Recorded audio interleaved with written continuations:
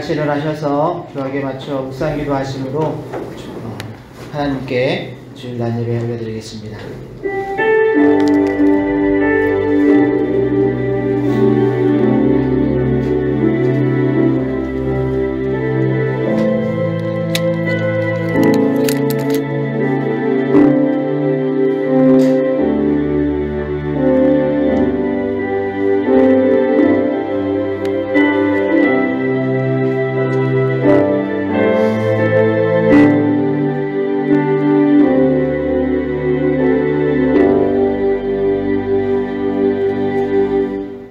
감사합니다. 귀한 한 주를 새롭게 시작하는 귀한 날 주님께 모여서 예배할 수 있는 마음과 또 그런 환경들과 상황들 허락해 주심을 감사를 드립니다.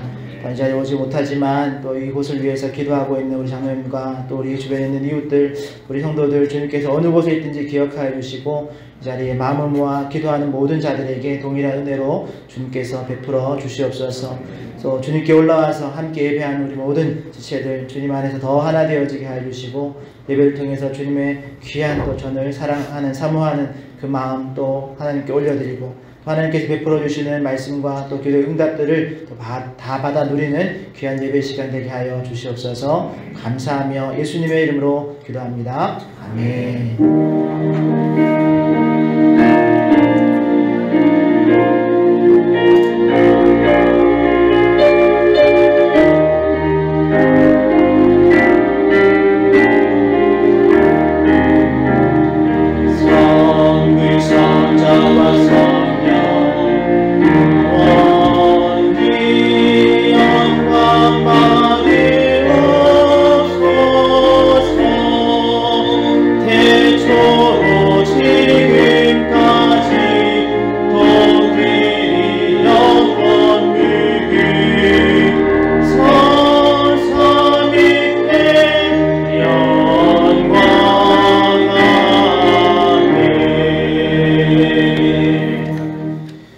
여호와여 주의 백성에게 베푸시는 은혜를 나를 기억하시며 주의 구원으로 나를 삼고자.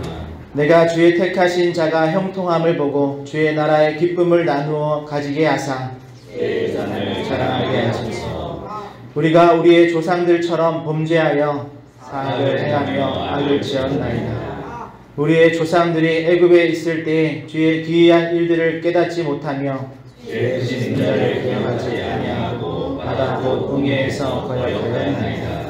그러나 여호와께서는 자기의 이름을 위하여 그들을 구원하셨으니 그의 큰 권능을 만민이 알게 하려 하심이로다.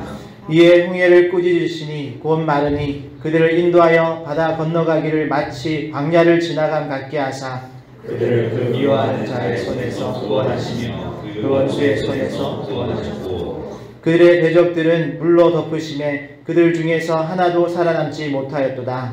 이에 그들이 그의 말씀을 믿고 그를 찬양하는 노래를 불렀도다. 아멘. 전능하사 천지를 만드신 하나님 아버지를 내가 믿사오며 그 외아들 우리 주 예수 그리스도를 믿사오니 이는 성령으로 잉태하사 동정녀 마리아에게 나시고 본디오 빌라도에게 고난을 받으사 십자가에 못 박혀 죽으시고 장사한 지 사흘 만에 죽은 자 가운데서 다시 살아나시며 하늘에 오르사 전능하신 하나님 우편에 앉아 계시다가 저희로서 산자와 죽은 자를 심판하러 오시리라. 성령을 믿사오며 거룩한 공예와 성도가 서로 교통하는 것과 죄를 사하여 주시는 것과 몸이 다시 사는 것과 영원히 사는 것을 믿사옵나이다. 아멘. 자리에 앉으셔서 찬송가 450장 함께 찬양드리겠습니다.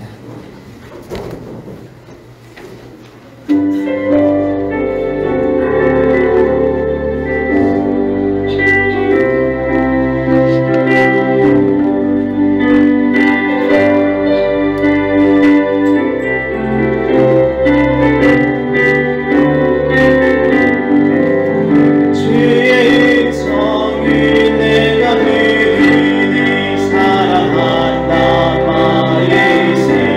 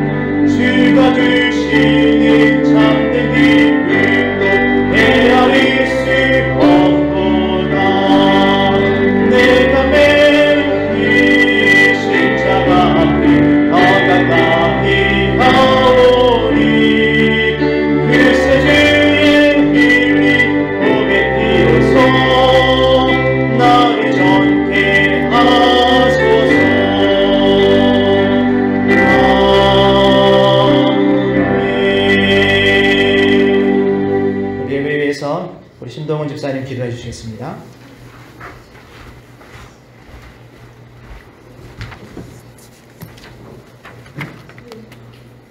은혜가 풍성하신 하나님 아버지, 하나님께서 베풀어 주신 은혜와 사랑에 감사드리며 감사와 찬양으로 이 시간 모든 영광을 하나님께 드리오니 우리의 예배를 기쁘게 받아 주시옵소서. 오늘은 교회적으로 올해 마지막 주일이기도 합니다. 교회와 개인의 1년을 되돌아보면 모든 것이 하나님의 은혜라는 것을 깨닫게 됩니다. 지금까지 우리 화정초연교회 성도님들을 푸른 초장과 실마른 물가로 인도하여 주심에 감사드리며 항상 감사가 넘치도록 인도하여 주시옵소서. 우리나라와 민족을 사랑하시는 하나님 아버지, 청년 실업과 노사 갈등, 물가 상승 등 경제 문제와 계층 간 세대 간 갈등으로 인한 사회 문제, 남북 문제, 관세를 통한 보호주의, 지속적인 전쟁 등 주위 여건은 매우 어렵지만 하나님을 믿고 의지함으로 모든 문제를 잘 극복하게 하여 주시고 특별한 지혜를 주셔서 세계를 리더하고 열방에 선교하는 나라로 세워주시기를 원합니다.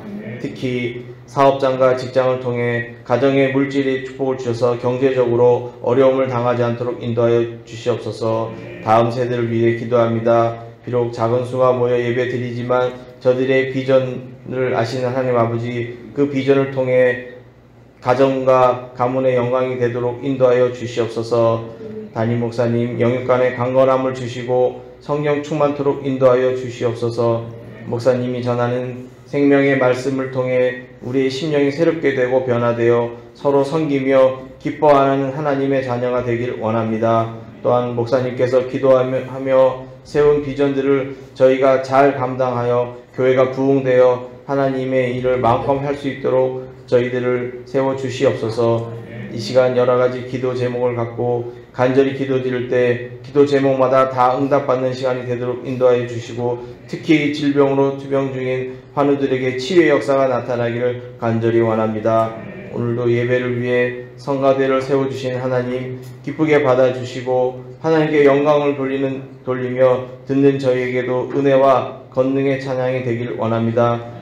올 한 해 동안 찬양 준비로 수고한 것을 기억하시고 큰 사랑과 은혜로 채워주시옵소서. 또한 교회를 위해 여러가지 봉사하는 손길도 기억하여 주시옵소서.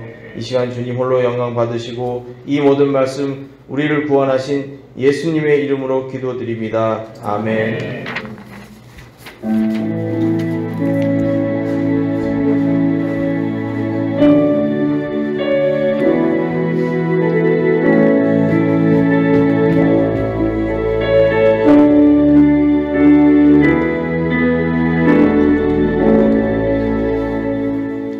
찬양 드리며 하나님께 준비한 예물 올려드리겠습니다.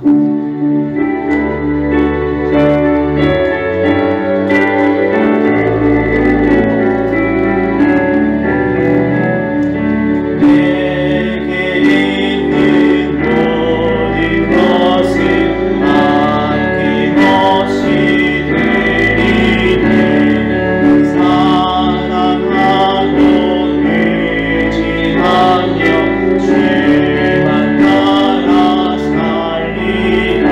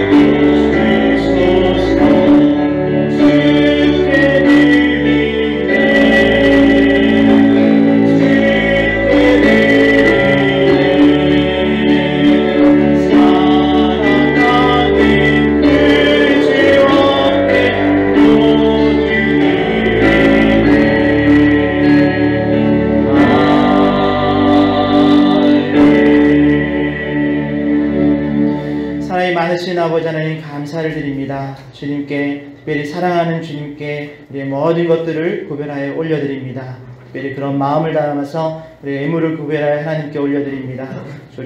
우리의 모든 삶의 주인 되신 그 하나님을 찬양하며 주님께 예물을 올려드리오니 주님께서 받아주시고 또 아버지 하나님 우리가 올려드린 모든 삶 가운데 하나님의 놀라우신 공급의 역사가 넘치게 있게 하여 주시옵소서.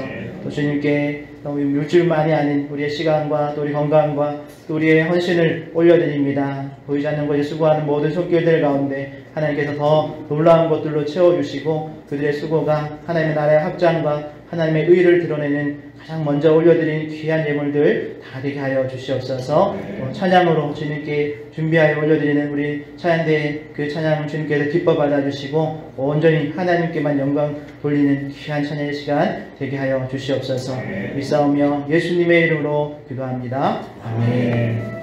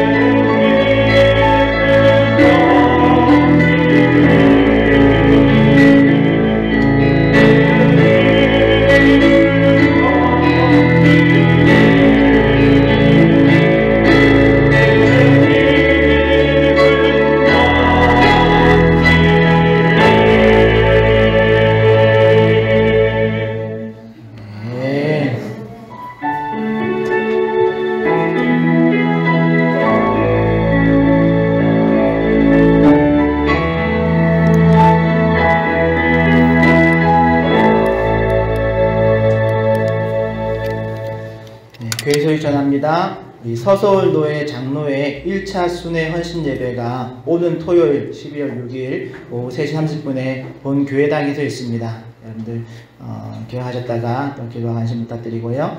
우리 예결산위원회 모임이 다음 주일에 있습니다. 우리 예결산위원들 명단이 올라갔는데 여러분 확인해 주시면 좋겠습니다.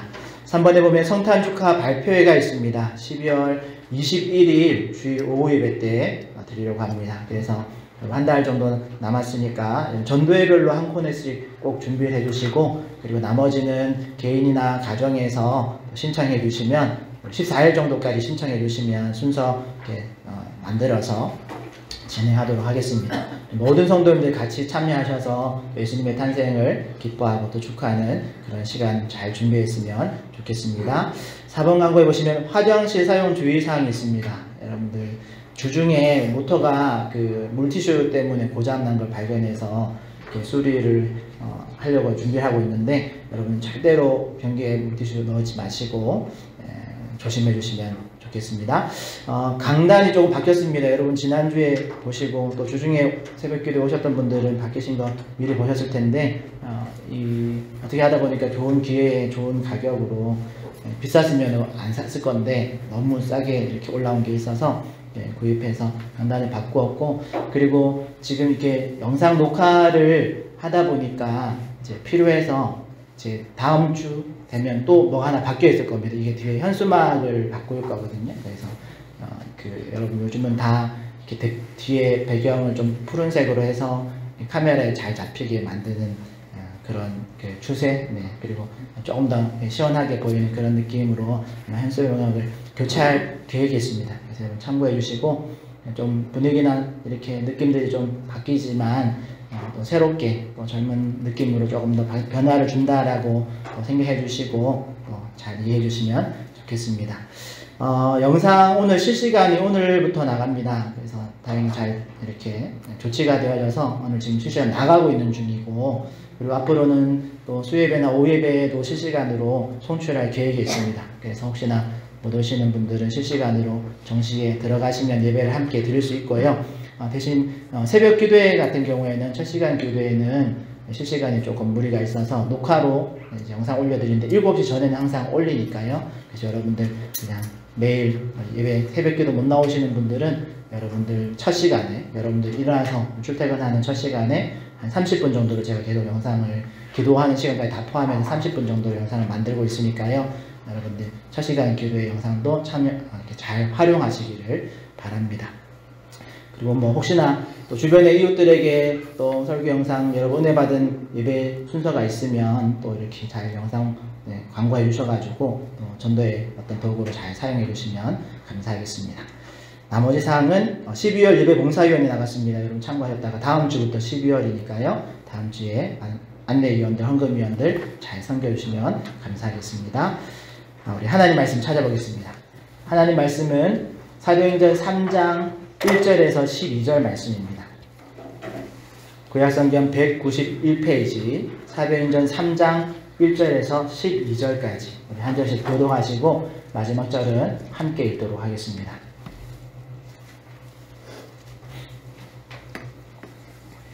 사도행전 3장 1절에서 12절 신약 191페이지 한 절씩 교독하겠습니다. 제가 먼저 읽습니다.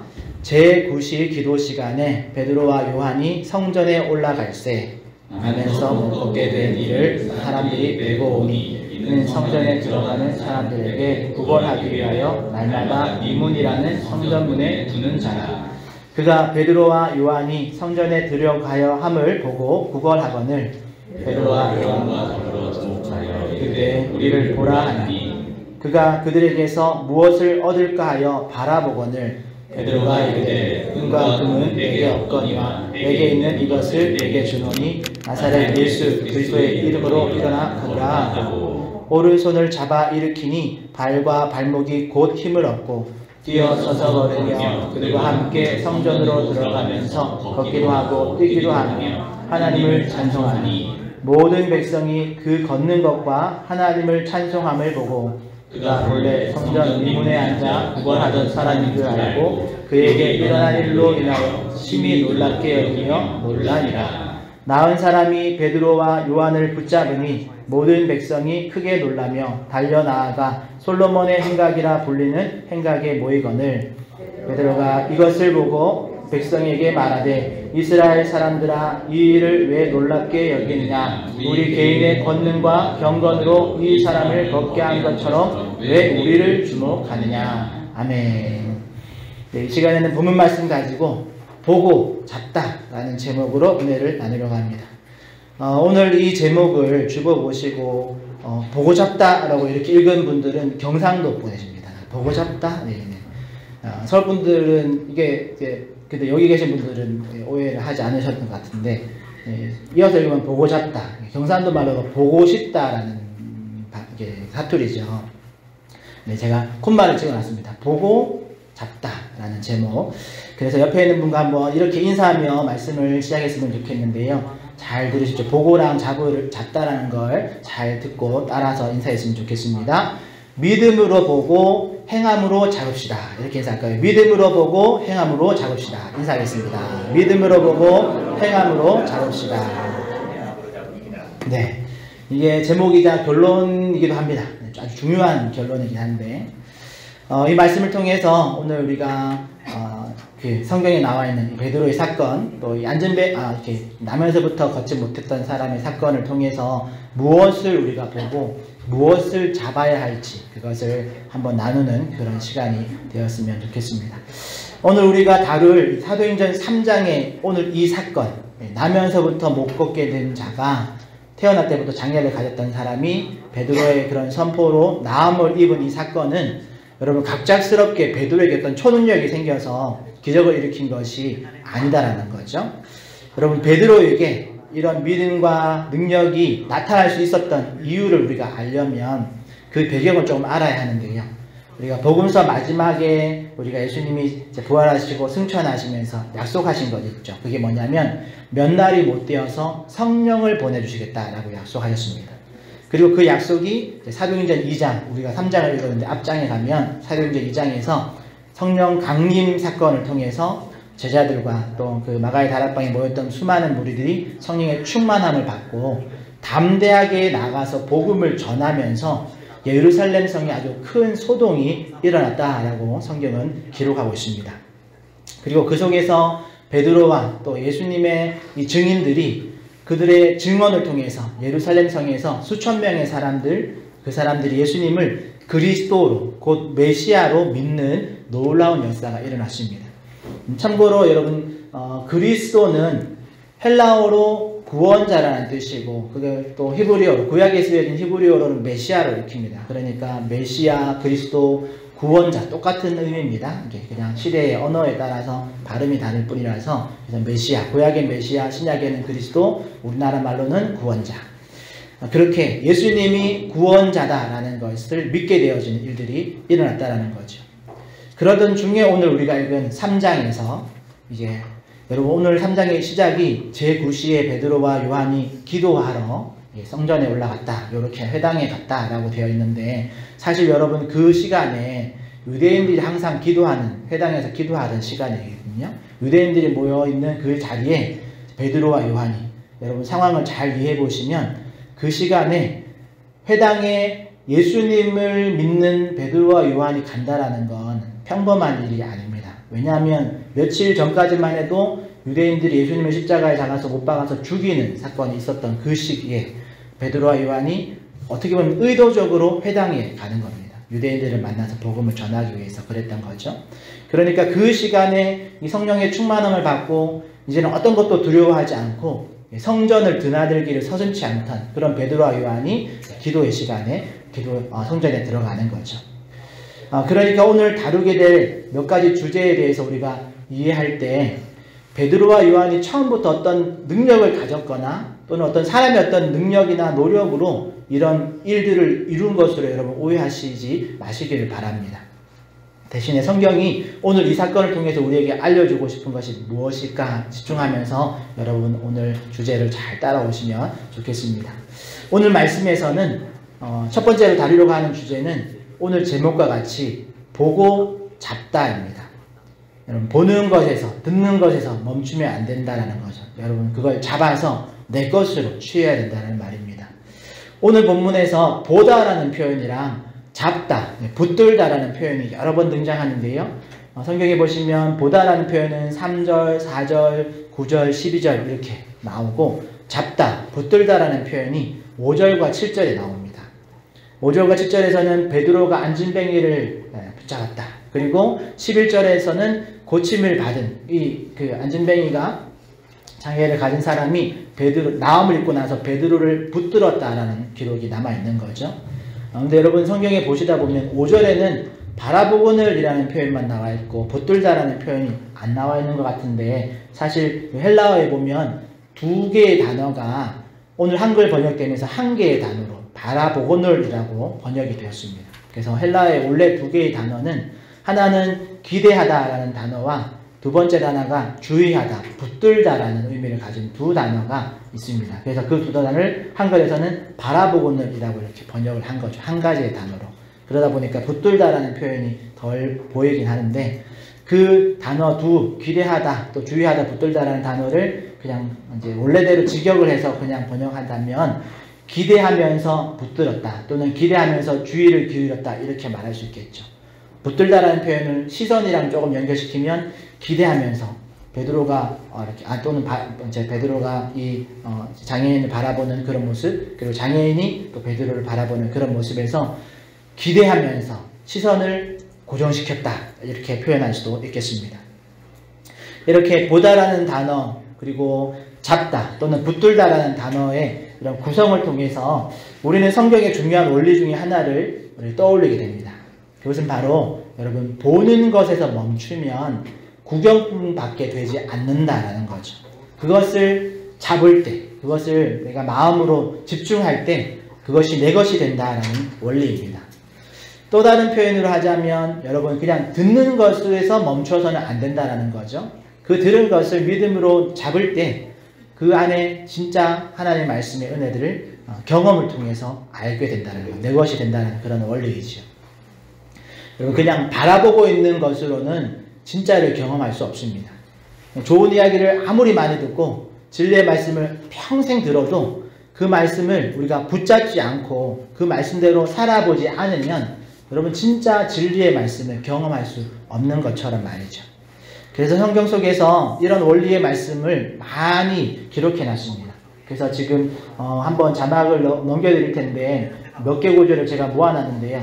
자막 넘겨주시면 네, 로마서 12장 3절부터 네, 집사님 자막 넘겨주세요. 네, 집사님 자막 네. 로마서 2장 13절 네, 한 절씩 쭉쭉 넘어갈 텐데 이건 보고 잡다라는 의미를 가지고 그냥 보는 것, 듣는 것에서 멈추면 안 되고 잡아야 되는구나, 그것을 내 것으로 만들어야 되는구나, 그런 의미들이 포함되어 있는 말씀을 한 3번 정도, 4번 정도 넘겨드릴 텐데 같이 읽으면서 확인하겠습니다. 로마서 2장 13절 먼저 읽습니다. 시작. 하나님 앞에서는 율법을 듣는 자가 의인이 아니요 오직 율법을 행하는 자라야 의롭다 하심을 얻으리니. 아멘. 마태복음 7장 21절 읽겠습니다.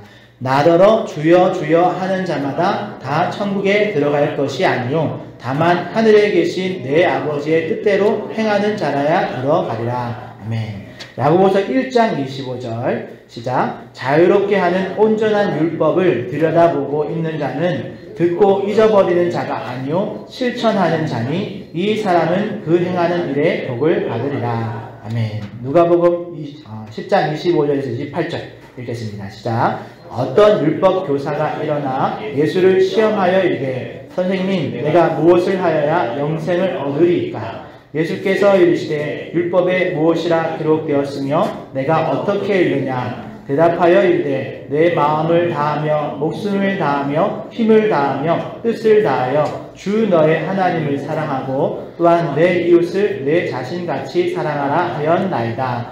예수께서 이르시되 내 대답이 옳도다. 이를 행하는 자라야 이를 행하라 그러면 살리라 하시니. 아멘. 아멘. 28절을 제가 안 붙여놨네요. 다시 한번 읽어드리겠습니다. 예수께서 이르시되 요 27절에 대답을 듣고 나서 예수님이 내 대답이 옳도다. 이 바리새인에게 대답한 것, 너의 대답, 하나님을 사랑하고 이웃을 사랑해야 됩니다. 너의 대답이 옳도다. 이를 행하라. 그러면 살리라 하시니 아멘. 이렇게 되어 있습니다.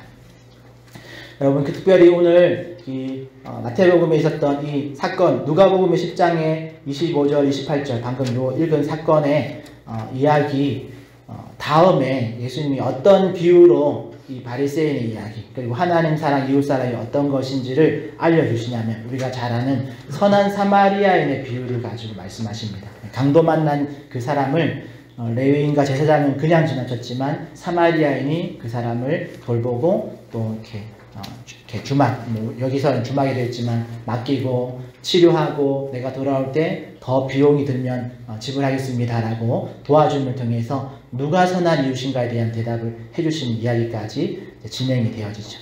중요한 것은 그런 말씀을 알고 있는 것, 그런 말씀을 들은 것보다 훨씬 중요한 것이 그 말씀을 실천에 옮기는 것. 하나님 사랑, 이웃 사랑도 지금 이것을 물은 바리새인은 하나님 사랑, 이웃 사랑입니다. 정답을 말하긴 했지만 예수님이 20절에 뭐라고 꼬집고 있냐면 너의 대답이 정답이다. 그런데 그걸 행해라.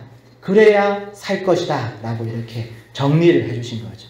다르게 말하면 바리새인은 그 정답, 문자적인 정답을 알고 있지 그 행함을 통해서 그것을 자기 것으로 취하지 않았음을 예수님이 이렇게 지적하고 있는 겁니다. 그렇기 때문에 오늘 베드로와 요한이 이 장애인을 그냥 보는 것에서 그치고 지나쳤다면 마치 예수님의 이 선한 사마리아의 비유와 같이 예루살렘으로 올라가던 그 레위인과 제사장들이 그냥 강도 만난 사람을 그냥 보고 그냥 지나치는, 마치 못 본 척하면서 지나갔던 것처럼 그냥 베드로와 요한이 이 거린을, 또 이 장애인을 그냥 보고 지나쳤으면 기적이 일어나지 않았을 겁니다. 여러분, 어려움을 당한 자를 불쌍히 여겨서 그걸 동정심으로 보는 것에서 그치면 역사는 일어나지 않습니다. 불쌍히 여기는 그런 긍휼한 마음이 자비를 베푸는 행동으로 옮겨질 때에 하나님의 선하심이 드러나는 거죠. 내가 아무리 예수님을 잘 믿는다 하더라도, 사랑이 많다 하더라도 그것이 행동으로 드러나지 않으면 아무런 일도 일어나지 않는다는 거죠. 그런데 물론 우리가 보는 것, 듣는 것을 행동으로 옮기는 것은 사실 생각처럼 쉽지 않습니다. 그 이야기를 조금 더 설명드리자면 오늘 베드로만 비교해 보더라도, 베드로만 보더라도 여러분, 베드로가 오늘 말씀에 보니까 오늘 본문에서 베드로가 이 장애인을 돕습니다. 도우면서 나사렛 예수의 이름으로 일어나 걸어라 이런 말하면서 그냥 말로만 하지 않고 오늘 성경에 의도적으로 이 표현을 기록해 놨는데 오른손으로 잡아 일으켰다라고 성경은 기록해 놨습니다. 이게 아주 특별한 액션을 취한 거죠. 이게 왜 특별하냐면 여러분, 당시의 율법으로는 성전에는 부정한 자는 들어갈 수가 없었습니다. 그리고 장애를 가진 사람도 부정한 자에 속하기 때문에 오늘 나면서부터 걷지 못했던 이 안전뱅이도 성전 안에서 구원한 것이 아니라 성전 밖에서, 부정하기 때문에 성전에 못 들어가기 때문에 그냥 성전 문 앞에서 구걸하고 있었던 거죠. 그리고 유대인의 율법상 부정한 자와 신체 접촉을 한 사람은 동일하게 부정해지기 때문에 그래서 일정 기간 동안 자신을 깨끗하게 하고 정결 예식을 치르고 나서야 다시 성전에 들어가서 예배 드릴 수 있었습니다. 그러니까 여러분, 베드로가 지금 성전에 들어가려고 하다가 성전 앞에 있는 이 사람을 만났거든요. 그러니까 기도하러 올라가다 말고 부정한 자를 만진 겁니다. 잡아 일으켰다라는 기록을 의도적으로 기록해 놓은 이유는 이 장애인, 또 이 부정한 자와 접촉이 있었다는 걸 분명하게 기록해 놓은 거죠.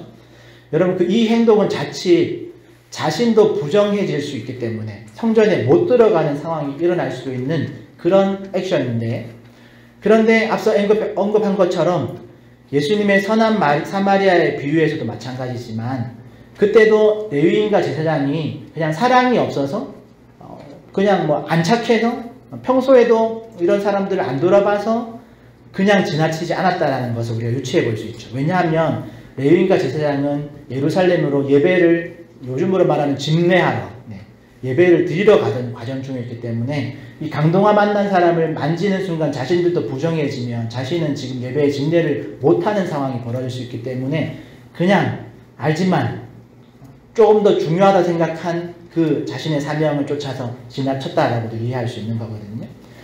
그렇지만 베드로는 어떻게 보면 선한 사마리아인과 같이 행동하는 거죠. 어떤 행동을 하냐면 성령님의 인도하심을 쫓아서 순종하면서 이 장애인을 또 안진뱅이를 잡아서 일으킵니다. 그리고 그에게 복음을 명령 선포하는 거죠. 여러분, 이것은 베드로의 입장에서도 아주 특별한 그 행동입니다. 잡음, 붙들어 이렇게 세워줌이죠. 그냥 말로만 일어나세요라고 말하는 게 아니라 자신이 도와서 그를 붙잡아 일으켰다라는 것. 그러니까 여러분, 믿음은 그냥 말로 하는 것에서 그치는 것이 아니라 믿음의 행동이 따른다라는 것. 오늘 베드로의 사건도 말에서 그친 것이 아니라 믿음의 행동이 작동했다라는 것, 우리가 잘 보시면 좋겠습니다. 관점을 조금 바꾸어서 베드로도 특별한 액션을 취했지만 안진뱅이의 입장에서도 여러분 생각해보면 이 사람도 아마 베드로가 자신을 이렇게 딱 붙들고 이렇게 세웠을 때 아주 많이 당황했을 것 같습니다. 왜냐하면 많이 놀랐을 겁니다. 왜냐하면 베드로는 그 앞에 자기는 돈, 은과 금은 없다라고 말했기 때문에. 그런데 돈도 없는 사람이 갑자기 자신을 일으켜 세웠으니까 놀랐겠죠. 그런데 그냥 갑작스러운 행동에 놀란 것보다도 자신이 평생 태어나면서부터 이렇게 걷지 못했으니까 평생 안진뱅이로 살았는데, 특별히 이 성전에 들어가는 사람들이 자신을 만진 일은, 물론 자신을 이 자리에 갖다 둔 사람들이 자신을 만졌겠죠. 그렇지만 그 사람들의 성전에 들어가려고 만진 것이 아니죠. 그냥 이 사람이 구걸할 수 있도록 그 자리에 이렇게 이동시켜 놓은 정도로 만진 거죠. 그런데 성전에 들어가던 사람이 자신을 만진 일은 일평생 한 번도 없었을 겁니다. 왜냐하면 자신을 만지는 순간 성전에 못 들어가거든요. 그렇지만 오늘 이날만큼은 베드로가 자신을 만지는 거죠. 붙들어 주는 거죠. 그러면서 역사가 일어나는 겁니다. 여러분, 예수 그리스도의 이름의 능력도 있지만 베드로의 이 순종의 믿음의 행동도 하나님의 역사를 일으키는 아주 중요한 역할을 한다는 거죠. 이처럼 우리가 말씀을 듣는 것, 보는 것에서 멈추면 안 됩니다. 그 말씀이 정말 내 말씀으로 되려면 그 말씀을 우리가 붙들 때, 잡을 때에 역사가 일어나는 것이다 라는 거죠. 그래서 많은 선교사님들, 또 목사님들, 또 전도인들, 특별히 하나님의 사역자라고 불리는 많은 사명을 감당하는 사람들의 대부분이 이런 과정을 통해서 하나님과 더 깊이 만나고 하나님을 더 깊이 경험하게 되는 겁니다. 그냥 듣는 것, 보는 것, 믿는 것에도 그치지 않고 그것을 삶으로 행동하면서, 순종하면서 많은 경험들, 하나님과의 경험들을 우리가 얻을 수 있다는 것. 그러기에 오늘 우리도 어떻게 보면 이 안진병의 처지에 우리가 있다면 우리는 예수님을 바라보고 예수님의 말씀을 듣고 예수님을 믿음으로 그분을 붙잡는 역사가 있어야 될 것이고, 또 우리가 베드로의 입장에 있다면 우리가 성령의 인도하심을 느낄 때 그것을 여러분 그냥 느낌으로 지나치지 마시고 그걸 붙잡고 그 말씀에 순종하며 따라갈 때 하나님의 역사가 일어난다는 것 꼭 기억하시고 또 우리의 삶 속에 적용하시기를 바랍니다. 두 번째로 나눌 주제는 여러분 사도행전의 기적과 또 복음서의 기적이 조금 다른데요. 오늘 이 안진뱅이에 일어난 표적, 기적은 사실 복음서에 나오는 예수님이 행하신 표적, 기적과 조금 다른 점이 있습니다. 지금 사도행전이 먼저 지금 하고 있어 사도행전을 먼저 앞에 두었는데 사실 시간상으로는 복음서가 먼저니까 복음서에서 예수님이 행하신 병고침이나 다양한 기적들은 대부분 그 사람의 안에 있는 믿음을 보시고 그 사람의 믿음을 더 확신을 더해주기 위해서 행하신 표적들입니다. 그래서 예수님이 어떤 능력을 행하실 때 그 사람 안에 있는 믿음을 보시고 행하셨다는 표현들이 많이 나오거든요. 그런데 사도행전에서 나오는 이 사도들이 행한 표적의 대부분은 그 사람 안에 있는 믿음을 보고 행했다라는 그런 기록이 없습니다. 그러니까 그 사람 안에 있는 믿음을 보고 행했다기보다는 그 사람으로 하여금 믿게 하기 위해서 행해진 표적들이다라는 거죠. 바꾸어 말하면 예수님이 행하신 행하신 행동은, 표적은 이미 믿음의 삶을 살고 있는 사람들에게 구원이라는 그 믿음의 종착점이 되어지는 메시아를 만나는 놀라운 사건을 믿게 하기 위한 그런 행하심이었다면, 그런 행하심이었습니다. 예를 들면 예수님께 가면 이 문제가 해결될 텐데, 또 예수님은 전능하신 하나님이시니까 예수님을 믿는 믿음으로 예수님께 나아가서 그 믿음으로 예수님의 능력을 경험하는 거죠. 그리고 그것을 경험하면서 아 정말 예수님이 내가 믿음으로 예수님께 나아갔더니 정말 예수님이 우리가 그토록 찾아 헤매던 기다리던 메시아구나 구원자시구나 이런 것들을 예수님의 그 표적을 통해서 더 확신하게 되어지고 그 믿음의 마침표를 찍는 그런 완성의 어떤 그런 표적들로 사용하셨다면 사도행전의 표적들은 사도들이 행하는 그런 표적들은 믿음을 확정짓는 그런 종착점의 그런 어떤 그 이슈들이 아니라 그 믿음의 여정을 시작하게 하는 시작점의 역할을 하는 표적들이었다라는 겁니다. 여러분 오늘 사도행전의 내용에 나오는 표적들을 아무리 살펴봐도 또 오늘 본문에 어디를 찾아봐도 이 안진뱅이의 믿음이 이미 준비되어 있었다라는 기록은 없습니다. 이 안진뱅이가 베드로가 사도라는 걸 알고 있었다. 또는 예수님의 소문을 들고 있어서 예수님의 소문을 믿고 있었다. 그런 기록이 없습니다. 물론 이 안진뱅이도 유대인이었기 때문에 하나님에 대해서는 구약의 말씀을 통해서 알고 있었겠죠. 그러나 예수님이 그리스도다라는 것에 대해서는 아직 그런 믿음의 흔적들을 찾아볼 수가 없습니다. 오히려 그가 이제 걷고 뛰게 되면서 기적을 체험하고 나서 온전하게 되면서 이 사람의 그 반응, 이 사람의 행동을 보니까 이 사람이 하나님을 찬양했다라고 기록되어 있습니다. 그러니까 일반적인 유대인들이 알고 있는 그 정도의 믿음, 하나님에 대한 것을 알고 있는 하나님에 대한 믿음 정도만 갖고 있는 거죠.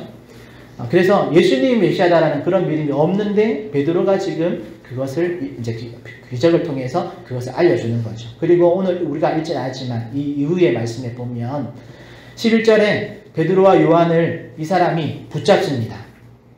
11절의 말씀에 보면 이 병고침을 받은 사람이 베드로와 요한을 붙잡았다라고 일부러 또 기록해놨고 그리고 이 베드로와 요한을 집중합니다. 그래서 12절에 보면 베드로와 요한이 이스라엘 사람들아, 지금 그 안전뱅이를 일으킨 본인도 그렇고 그것을 주변에서 구경하던 사람들이 다 놀라고 베드로와 요한을 집중하니까 이스라엘 사람들아 이 일을 왜 놀랍게 여기느냐, 우리 개인의 권능과 경건으로 이 사람을 걷게 한 것처럼 왜 우리에게 주목하느냐라고 다시 주의를 환기시킵니다. 다르게 말하면 이것은 우리의 능력, 우리의 어떤 것이 아니다, 우리의 경건으로 이것을 이룬 것이 아니다라는 것을 분명하게 알려주는 거죠. 그리고 12절 이후에 보면 베드로가 이 기회를 가지고 이 사람들이 많이 자신들에게 베드로에게 집중하고 있는 그 상황을 잘 이용해서 이 기회를 통해서 설교를 합니다. 그리고 이 사람은 병고침을 받은 이 사람은 예수 그리스도의 복음을 듣고 그 베드로의 설교를 듣고 예수님을 알게 되어지고 예수님을 믿고 쫓게 되어지는 거죠. 그러니까 사도들의 표적, 사도들의 기적은 믿음의 시작점, 그리고 오늘 이 안진뱅이의 병고침 사건도 이 사람에게는 예수님의 그리스도다라는 것, 나를 구원하신 분이라는 것을 믿기 시작하는 그런 시작점의 역할을 하고 있다는 거죠. 그렇게 사도행전의 대부분의 표적들은 복음 전파를 위해서 복음을 전하고 그것을 믿게 하기 위한 도구로 믿음의 시작점의 역할을 감당하는 표적들입니다. 이 사건을 통해서 고침받은 이 장애인과 또 이것을 보고 예수님이 그리스도 되심을 알게 된 몇몇 사람들이 이후에 나오는 베드로의 설교를 통해서 예수님이 구약에 예언되어진 메시아다, 그리스도이심을 믿기 시작합니다. 그래서 예루살렘 성전의 성 안에 많은 사람들이 예수님을 믿음으로 또 붙들게 되어지는 거죠.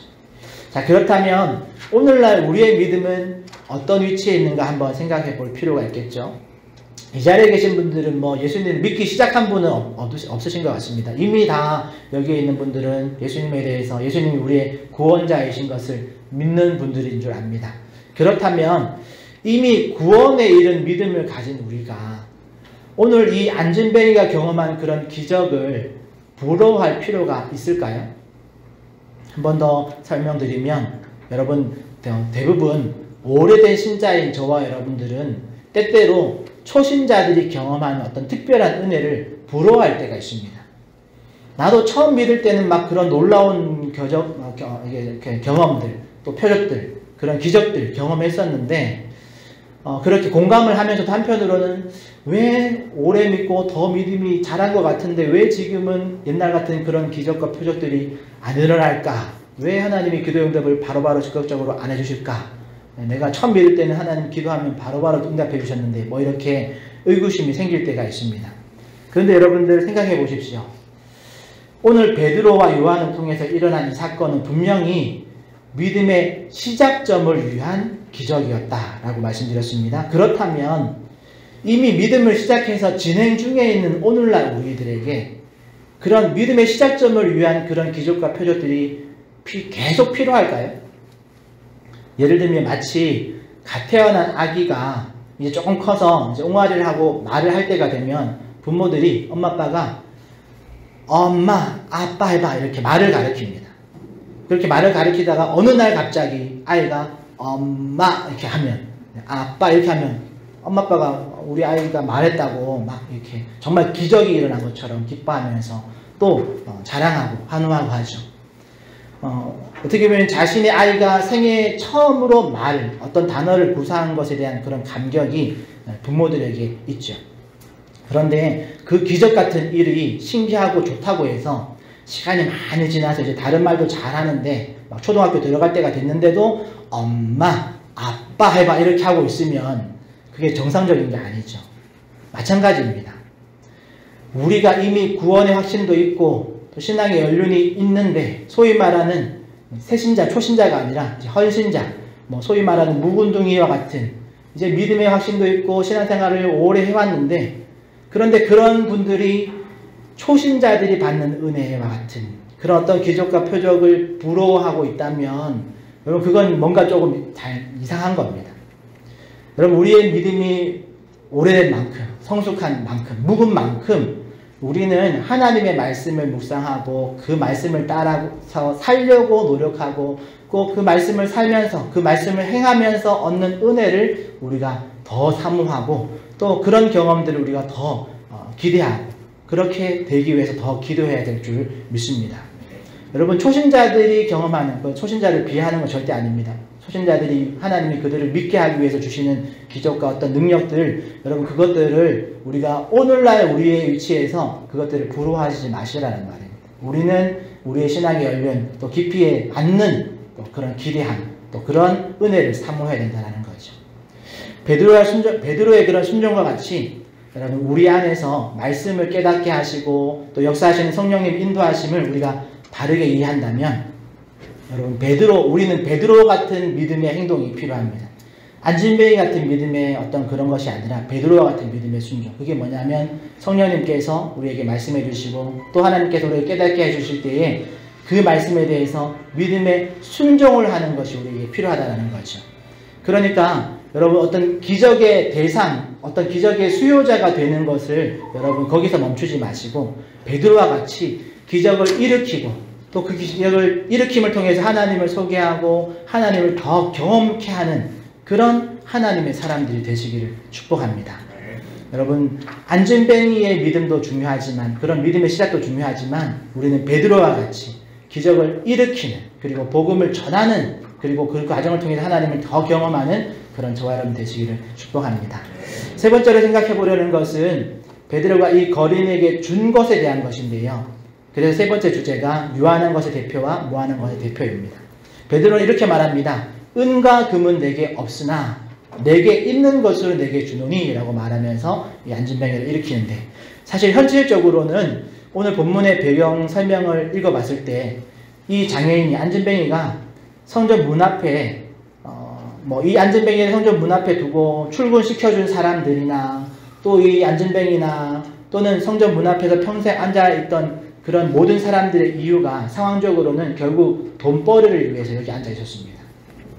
그래서 은과 금은 내게 없으나 내게 있는 것을 내게 주노니 까지의 베드로의 말에는 사실 이 구걸하는 사람에게는 큰 메리트가 없습니다. 은과 금을 위해서 앉아 있는데 은과 금이 없다고 하니까 사실 그러면 당신이 나한테 해줄 게 별로 없지 않습니까? 아무런 감흥을 주지 못하는 그런 멘트였는데 그런데 그렇게 구걸하고 있는 사람에게 돈 한 푼도 주지 않을 거면서 저렇게 장황하게 이야기를 하고 있나 싶을 수도 있는데 그렇지만 여러분 잘 생각해 보십시오. 동전 한 입은 유한한 것을 대표하는 것입니다. 그러니까 오늘 배고픔을 달래려면 또 그거 공평 하나님을 받아서 내가 오늘 하루의 배고픔을 달래면 사실 내일 되면 또 배고파지는 것 뿐이죠. 하지만 여러분, 나사렛 예수 그리스도의 이름으로 명하노니 일어나 걸어라 라는 이 메시지는 영원한 것에 이르는 시작점이 되는 메시지입니다. 이 사람이 예수 그리스도의 이름을 통해서 받은 은혜, 은금이 아니지만 일어나 걸으라는 이 은혜는, 그 은혜를 통해서 태어나서 처음으로 걷고 뛰는 그 은혜는 그가 죽을 때까지 누리는 어떻게 보면 영원한 복과 같은 겁니다. 그리고 이 이야기는 여기서 끝나지 않죠. 그 사람 그냥 장애가 치료되었다, 그래 죽을 때까지 걸어 다녔다, 이 이야기가 끝나지 않고 이 거리는 예수님을 만나기 전까지는 성전에 들어가지 못했던 사람이었는데 이제 성전에 들어갈 수 있게 된 겁니다. 온전하게 되었으니까요. 즉 예배에 참석할 수 있는 존재가 되었고, 그리고 베드로의 설교를 이후에 듣고 예수님을 믿는 데까지 나가는 거죠. 그리고 오늘 여러분 8절의 말씀 같이 읽어보겠습니다. 자막이 있는데요. 8절 말씀 띄워주시면 같이 읽겠습니다. 시작. 뛰어 서서 걸으며 그들과 함께 성전으로 들어가면서 걷기도 하고 뛰기도 하며 하나님을 찬송하니. 아멘. 여러분 매일처럼 성전 앞까지만 출근했습니다. 왜냐하면 부정하니까 못 들어갔습니다. 정작 들어갈 수 없었습니다. 그런데 그가 예수님을 만나고 복음을 통해서 온전하게 되어지고, 그리고 예수님을 만나면서 온전하게 되어지니까 이제는 성전에 들어갈 수도 있고 걷기도 하고 뛰기도 하면서 하나님을 찬송할 수 있는 그런 놀라운 복을 이 사람이 갖게 되어진 거죠. 그리고 성전에서 드나드는 것을 위해서 멈추지 않고 여러분 이 은혜를 입은 사람이 베드로를 붙잡습니다. 물론 베드로와 사도들이 이 놀라운 능력이 자신들에게서 나온 것이 아님을 분명히 하면서 이제 베드로가 설교하면서 예수님의 복음을 전하는 거죠.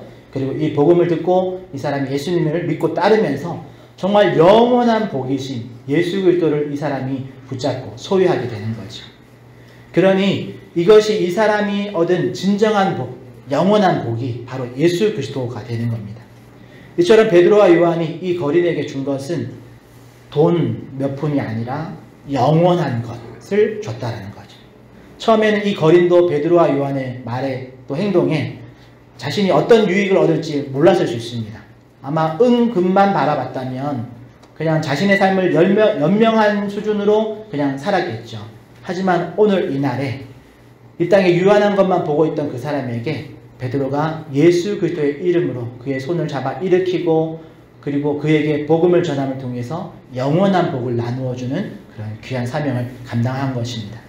그럼 오늘날 우리는 어떻게 해야 될까 생각해보면, 여러분 혹이라도 그냥 오늘 하루 코앞에 보이는 어떤 문제에 넘어져서 그 은금 때문에 우리가 넘어져서 거기에만 집중하고 있지 않은지 우리 모습을 잘 돌아봐야 되겠습니다. 그냥 여러분 잠시 있다가 사라질 그런 안개와 같은 인생을 살면서 그 잠시 있다가 사라질 유한한 것에 우리가 그냥 울고 웃고 화내고 막 절망하고 있지 않은지 우리 모습을 돌아볼 필요가 있다는 거죠. 때때로 현실 앞에 절망하고 또 실망하고 있을 때 누군가가 다가와서 내가 현실적으로 너를 도와줄 능력은 없지만 그래도 하나님은 널 사랑하셔. 예수님은 널 위해서 십자가에서 대속의 죽음을 죽으셨고 부활하고 승산하셨고 너도 그 예수님을 믿으면 천국에 갈 수 있어 라고 이렇게 누군가 복음을 전한다면 당장 그 어려움을 당한 사람에게는 그게 뭐 중요한 일인가 싶기도 하고, 지금 나에게 그런 복음 전함이 내게 도움이 되는 말이냐, 너의 격려가 지금 나에게 격려가 되겠냐, 뭐 이렇게 답답하고 화를 낼지도 모르겠습니다. 그런데 여러분들 예수 그리스도를 몰랐을 때는 그게 큰 위로가 안 될 수 있지만 예수님이 영원한 복이다라는 것을 아는 사람에게는 그 말, 그 복음의 역사가 더 큰 것, 더 큰 가치가 있다는 걸 기억하시는 저와 여러분 되시기를 축복합니다. 그래서 여러분 더 이상 우리가 유한한 것에 매몰되어 있지 마시고 있다가 없어지는 것에 우리의 영혼을 걸지 마시고 오히려 영원한 것, 오늘 이것이 안진뱅이를 이 영원한 것, 예수 그리스도의 복음은 안진뱅이에게도 필요하고 또 그걸 지켜봤던 많은 사람들에게도 필요하고 그리고 오늘날 우리에게도 필요한 것입니다. 동전 한 입보다 훨씬 가치 있는 예수 그리스도라는 이 복을 우리가 다 받아 누리시는 그런 저와 여러분 되시기를 축복합니다. 그래서 오늘 말씀을 정리해보면 이 나면서부터 못 걷게 된 이 사람의 이야기를 정리해보면 우리가 첫 번째 나누었던 주제는 보고 듣고 그냥 지나치면 구경꾼밖에 되지 않는다라는 것, 보고 듣고 그걸 믿음으로 붙잡을 때, 믿음으로 행동할 때 진정한 하나님을 경험한다라는 것, 참 기적을 경험하게 된다는 것, 여러분 꼭 잊지 마시기를 바랍니다. 두 번째로 사도행전의 표적은 복음을 전파하기 위한 것이었습니다. 그러니까 오늘날 우리도 베드로와 같은 그런 기적을 통해서 복음을 전파하는 그런 일꾼들 되시기를 축복합니다. 그리고 그런 표적, 여러분은 그런 기적의 어떤 수혜자가 되는 것으로 여러분 만족하지 마시고, 우리가 기적을 통해서 예수 그리스도를 소개하고 복음을 나누어 주는, 그래서 그 사람에게 믿음의 시작점을 전해줄 수 있는 그런 저와 여러분 되시기를 축복합니다. 끝으로 우리가 누군가에게 예수 그리스도를 전할 때 여러분 유한한 것으로 전하는 것에서, 그런 수준에서 멈추지 마시고 영원한 것을 전하는 그런 우리 복음의 사역자들 되시기를 축복합니다. 그러기 위해서라도 우리가 먼저 유한한 것에서 우리의 시선을 들어서 옮겨서 영원한 것을 바라보는 그런 성도들 되시기를 축복합니다. 그래서 이후로는 우리가 베드로와 같이 유한한 것은 내게 없지만 영원한 것으로 내게 주노니 예수 그리스도의 이름으로 일어나 걸어라 라는 이런 선포로 많은 사람들에게 예수님을 전하고, 또 그들에게 예수님을 믿는 그 영원한 여정의 시작을 선사하는 그런 한 사람 한 사람, 또 우리 화정충영교가 되기를 예수님의 이름으로 축복합니다. 오늘 시간에 찬송가 545장 함께 찬양 드리겠습니다.